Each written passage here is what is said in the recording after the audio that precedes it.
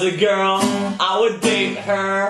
Oh, how I love you so much, just because you hold my lunch.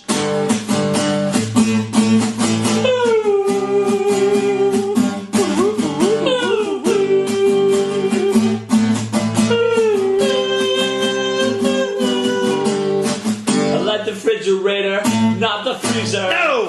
If it was a girl, I would not date her. It keeps all the food so cold.